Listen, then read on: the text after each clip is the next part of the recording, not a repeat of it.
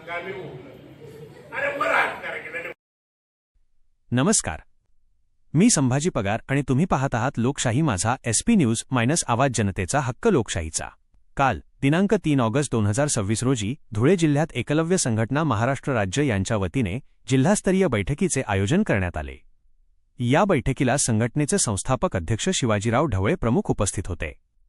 यावेळी त्यांच्यासोबत शेतकरी संघटनेचे नेते लक्ष्मणराव वडले तसेच जिल्ह्यातील विविध पदाधिकारी आणि कार्यकर्ते मोठ्या संख्येने उपस्थित होते. बैठकीत समाजबांधवांच्या विविध प्रश्नांवर सविस्तर चर्चा करण्यात आली. विशेषतः वनजमिनीच्या दाव्यांचा प्रश्न तातडीने निकाली काढून पात्र लाभार्थ्यांचे दावे मंजूर व्हावेत यासाठी शासन स्तरावर सातत्याने पाठपुरावा केला जाईल असे आश्वासन शिवाजीराव ढवळे यांनी उपस्थित समाजबांधवांना दिले. या बैठकीला ग्रामीण भागातील आदिवासी महिला, पुरुष आणि युवकांनी उत्स्फूर्त प्रतिसाद देत मोठ्या संख्येने उपस्थिती लावली. आजच्या या बातमीत इतकेच. मी संभाजी पगार आणि तुम्ही पाहत होतात लोकशाही माझा SP न्यूज मायनस आवाज जनतेचा हक्क लोकशाहीचा. अशाच ताज्या, विश्वासार्ह आणि जनहिताच्या बातम्यांसाठी आमच्या चॅनलला सबस्क्राईब करा, व्हिडिओला लाईक करा आणि ही बातमी जास्तीत जास्त शेअर करा. धन्यवाद. सहकार्य करावं आणि सगळ्यांनी एकत्रित यावा. आपला आदिवासी समाज खूपच मागे पडला आहे. याचे कारण फक्त आपणच आहे. कारण की तुम्हाला सांगी म्हणून डोकं अर्ध होईल आलं तरी तुम्ही कार्यक्रमला येत ना, मीटिंगला येत ना. पण जोपर्यंत तुम्ही एकदिनी ताकद दखडत ना आदिवासी हा काय आहे अहो सरकारला दखडत ना तोपर्यंत तुम्हाला कुठलाच न्याय भेटू शकत नाही. आणि आज ना कार्यक्रम માટે समाप्त होई झालो. आज तुम्हाला घर जाऊ शकत बस. आज औचित्य साधून 31 जुलै ते 9 ऑगस्ट उत्तर महाराष्ट्रातल्या 5ही जिल्ह्यामध्ये 10 दिवसाची ही एक प्रकारची यात्रा आहे, अभियान आहे. याला आम्ही नावही आदिवासी अधिकार अभियान दिलेलं आहे. याचा उद्देश हा आहे की सध्याची जी आदिवासींची स्थिती आहे, आदिवासींच्या अस्तित्वावरती प्रश्नचिन्ह निर्माण करणाऱ्या विचाराची लोक मोठ्या प्रमाणात सक्रिय झालेले आहे.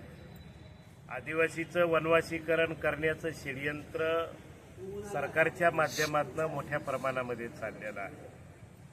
आदिवासींची प्रश्न अधिक गडद करण्यासाठी सरकार वेगवेगळ्या मार्गाने प्रयत्न करत आहे आणि म्हणून लोकांचं याविषयी प्रबोधन व्हावं हा एक हेतू आहे. तरुण मुलं सुद्धा या राजकीय पुढाऱ्यांच्या नादी लागून वाम मार्गाला लागल्याची काही चित्र दिसत आहे.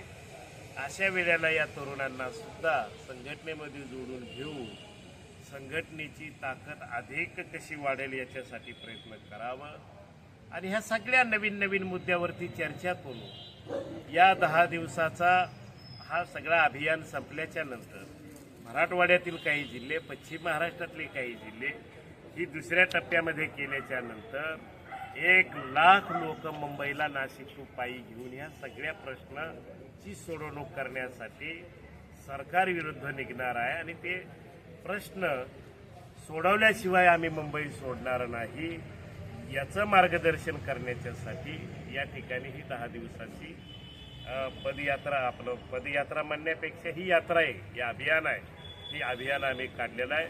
याचा समारोप 9 ऑगस्टला कोपरगावमध्ये आणि येवल्यामध्ये जागतिक आदिवासी गौरव दिनाचा जो उत्सव साजरा केला जाणार आहे त्या ठिकाणी होणार आहे. 31 जुलैला नंदुरबारला जे 2 दिवसाचे कार्यक्रम होते ते नदीला पूर आल्यामुळे आणि मुसळधार पाऊस सतत चालू असल्यामुळे 31 आणि 1चे कार्यक्रम रद्द करू ते पुन्हा 9 तारखेच्या नंतर 10 आणि 11 तारखेला 2 दिवसासाठी ठेवलेले आहे. त्यामुळे हे 10 दिवसाचं अभियान पूर्ण होणार आहे. अभियानाची सुरुवात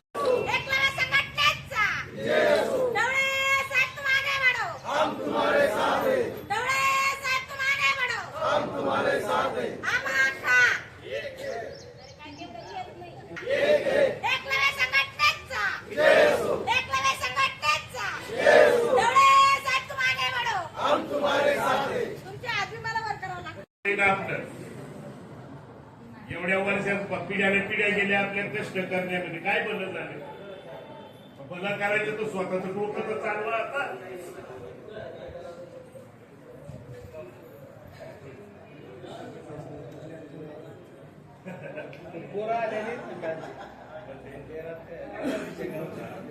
कुंभेचे फोन आले इकडे आज या ठिकाणी